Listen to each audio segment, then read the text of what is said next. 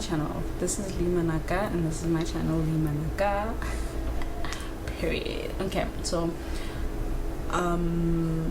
my videos are still getting together, so they will be. It's all gonna come together. It'll make sense once you see it. So I've been reading, like I said before, the book Sacred Woman, and it's basically a connection back to your womb, whether you have it, whether they took out your womb, because I know there's some people who had to take out their actual womb, whether you've had issues with your womb or not, whether you feel you're connected to your womb or not, what else? And even if you have gotten into menopause, there's still certain things that align you with the moon and the phases of the moon. And it's so weird. I was having a conversation with one of my friends. She is 50-something-year-old woman, and I was explaining to her about the womb and finding our connection back to the womb. And it's crazy because I did not know this myself, and it feels like it was a message from source, where I just knew immediately that even if you don't have your menstruation anymore, even if you don't have your actual womb anymore, if you were born with a womb and you have lived a life, which is all of us, then there is some sort of trauma that you may be holding on to within your womb. And yes, some of us have gone to counseling or therapy or done shadow work, like deep shadow work.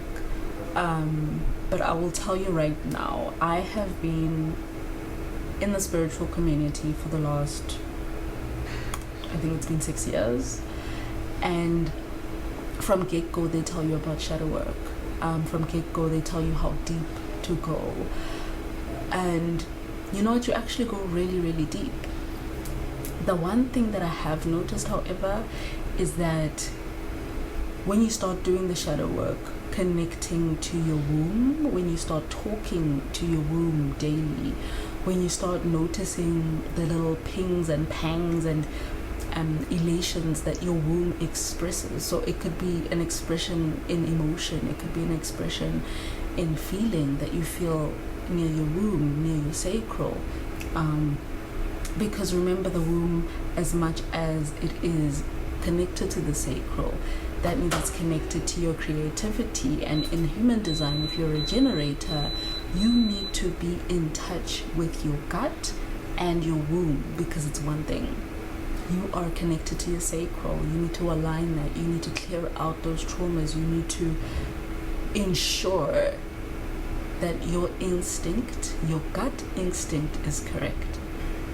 And I'm not saying all the other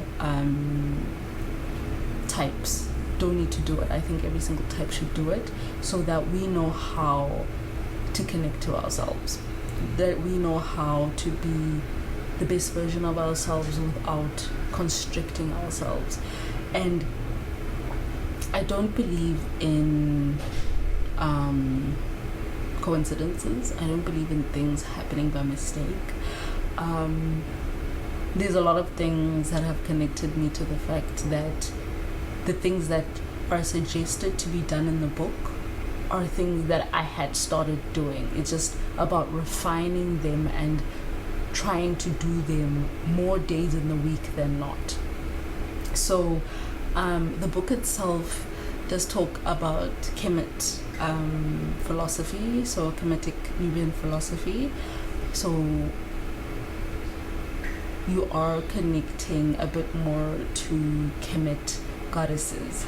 And from what I understand, or what I feel, gods and goddesses, deities and all of that, the only reason why we put that title to them is because of the fact that they were human and they became god-like. And that is what we all strive to do. The issue is, I believe, that we usually put these deities and gods above us and goddesses and all of that. Sometimes we don't even see ourselves in them or them in us. And that's, I think, the part or the disconnection that doesn't allow you to notice that you are these gods and goddesses. Yes, they may have been a physical person named, say, Oshun, or named Hathor or Ma'at or Nut. They may have been a physical person named that, who was able to connect themselves to their womb and to their higher consciousness, as well as to their ego and shadow, in a sense that allows them to be one. And when you are one, it even connects, in my opinion, to the story of Jesus, or even of Mary Magdalene, that you were a human being and you were so connected that you did things that people thought were impossible. And then you teach these people that you need to be doing things in this specific way so you can get to where I am. And not once have I seen any of these beings saying, hey, and maybe it's only in my practice, but I've never once seen, and I was a Christian, by the way. If you've watched my videos, you know I was a staunch Christian at some point for like a year. But I had been a Christian from the time I guess I was born, because I was born into a Christian family. I was actually St. John's Apostolic Church that my grandmother took me to. And then I left that and went to Rivers, and then I went to, I think it was City Life Church, and then I stopped going to church completely, and then I started going to SDA when I was 21. And all of this is in alignment with spaces and places that I was in my life. And it's crazy. If you know human design, if you know astrology, you tend to actually notice when these things are supposed to happen. And that's one of the reasons why I created the program, the cheat code. I'm not trying to flex. I'm trying to share it with you because I think there's so many little intricate parts about us that we do not know, about our blueprint that we do not know, from numerology to astrology to human design to herbs to even the movement that we need to do, the kinds of prayers that we need to give, the ancestors that we need to connect to. We are not aligning. So yes, in this video I just wanted to talk a little bit about Sacred Woman by Queen Afua and the certain things that she does teach. So the book is very long. It is 803 pages. Okay, it's very long, but I think it's a process that we all need to do. I think it's a process that we all need to be a part of and understand. So yes, she does teach of Kemetic Nubian philosophy. She teaches of the sacred womb, the spirit of the womb, the caring of the womb, and how to speak to your womb, which is you, your deepestness. How to speak, how to feed your womb, how to move for your womb, you know, the spaces, the healing, the relationships, the union. These are the kinds of things that she provides for all of us. And I think there's something that we tend to forget about the fact that we are, and I keep saying this on TikTok and I think people think I'm insane, the physicality of the moon, I believe, was created by us. Yes, they may have been an actual person who made a satellite, in a sense, and made it a moon, but there are tides, there are waters, there are all of these things that just connect to us that I don't think are a coincidence. And there's so many things that have just started aligning. Like, you need to know every single phase that you're in. You need to understand all the emotions that are coming up. why you need to journal about what comes up, why you need to talk to your room, why you need to let yourself cry and let your tears cleanse you, why you need to do spiritual baths and speaking to your ancestors of the light and libations and all of these things. There are certain things that need to be taught, and sometimes it's always best to see it, say maybe in a video or in a book.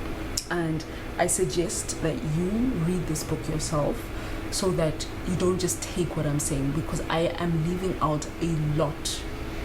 I am leaving out a lot because I don't want you to take from what I'm saying. I want you to find what it is that the book will speak to you specifically. So the few things that I did want to speak about is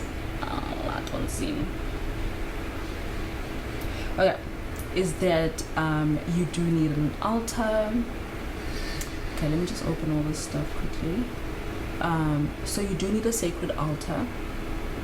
You need to have certain pictures that represent, or objects that represent who you are or who you want to connect to.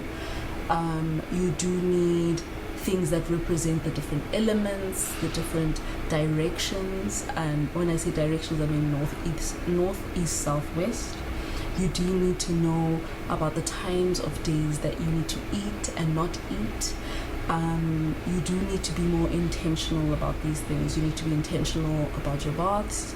You need to be intentional about your prayers, and when you pray, you need to be intentional about your libation, your breath work, your meditation, your crystal work. And crystal work, when I say crystal work, it doesn't necessarily have to be you with a crystal in your hand like this praying. You could literally just pray over your jewelry, right? And then use this on a daily basis and connect to it. Allow yourself to know the energy of your crystals. Allow yourself to know the energy of your plants, of everything that you're putting yourself into, and be intentional about it. And how you eat, as well as how you move, as well as how you're journaling about everything that's coming up. Because yes, we can think about stuff and talk to people about stuff, but sometimes you need to write it out so that it is on a piece of paper that you can see and understand how you are thinking in that specific time. Then you connect that to the time of the month that it is, what phase you are in, the planet the moon is in, the sign the moon is in. And if you want to go even deeper, you can even look at the transits of all the other planets and how it's connecting to you and all of that. And one other really good thing is to always have a sacred room circle. So you do need 4 people at the least, and I think it's 9 people at the most, because you don't want a lot of people because it might turn into chaos. But you need a big enough group of people where you hold each other accountable, where you give each other advice, where you all give yourselves the option to actually speak about what it is that is probably keeping you away from feeling good. And there's certain cloths that they ask you to have. And I think as you go through the specific journey, you start to actually realize what you might need to buy and what you can use in this space and time that you're in, where you are right now. So whatever you have, you can use it. You just have to remember to cleanse it with either smoke or water, with sea salt, and allow everything that you use to be intentionally for that and not for anything else. And watch as it goes. And they say that the best time to do it, so the best time to be doing all of these things is within 21 days. I do, however, believe that it's better if you just keep doing it. I think it's better if you make this a habit. Where you make this a habit, where you know you have to wake up between 4 and 6 in the morning to do all your rituals, where you know you need to do your sun salutations, when you need to say goodbye to the sun, where you say hello to the moon, where you stargaze, where you moon gaze, you start grounding and getting more in touch with yourself, because the things that come to you in life or the suggestions that are given to you aren't mistakes. And then also giving yourself the option to fast when you need to, and knowing when to fast. And those are things I believe, as you connect to your womb and you connect to your gut, you start to understand for yourself. You start to understand for your bloodline and for the journey that you are here to take. It sounds like a lot, but I think wherever you are in your spiritual journey is such a beautiful place to start. And the womb is so important to the extent that we are killing ourselves. We are killing, I believe, the earth just by not being in touch. We are getting sicknesses in our wombs. We are causing sicknesses to other people. And it's not because we intentionally want to. It is something that happens automatically because we are that powerful. And we are not just that powerful when we are on our periods. We are literally powerful throughout all the phases. That's why you need to be more intentional of what you're thinking about, what you're talking about, what you're doing. And if this becomes a habit, then everything around you is intentionally crafted to work for you. Okay. But yeah, I think that's all I wanted to say. Like I said at the beginning of the video, it's never too late to start. And even if you fall off, it's never too late to go back into it. And allow yourself to actually be in touch with yourself and just love yourself, Focus on the womb and let everything else come into being. And connect to your ancestors, connect to the deities and goddesses and gods that are aligning with you. Research about them and see which ones remind you of yourself, or maybe of somebody that you hold close to your heart, because we need to see these kinds of things in people, not to put people on pedestals, not to put goddesses and deities on pedestals, but to know that we also have the opportunity to get into that space and to be what we've come here to be. And yes, the journey of being a human is insane. The journey of being a human is actually very difficult, and it's a wave of chaos, honestly. However, I think within that chaos we can find our happiness, and we can find the beauty of it all, even through the tears, okay? But yeah, I think that's all I wanted to say. If you do have questions, you can post a comment below. If you feel uncomfortable posting a comment below, you can actually send me a direct message either on Twitter or Instagram. Both of them, I am Lee_Manaka. If you want to find me on TikTok, it is Bubblee, BUBLEE 7, the number 7. So BUBLEE 7. Yeah. And then I do have another page, which is Lunar Sunflower, but I think that is more my human design page. I think all the links are below if you do want to find me on other platforms and want to interact with me on other platforms. And by the way, I think this is one of the best things I've found after human design, after astrology, after herbalism, after Kemetic law. Oh my god. And it all connects, it really does. So I think if you do have questions and you don't know where to start, honestly start with Sacred Woman. Start reading this book and see how it will change your life. I've only been doing this for the last 3 weeks, almost 3 weeks, and yeah,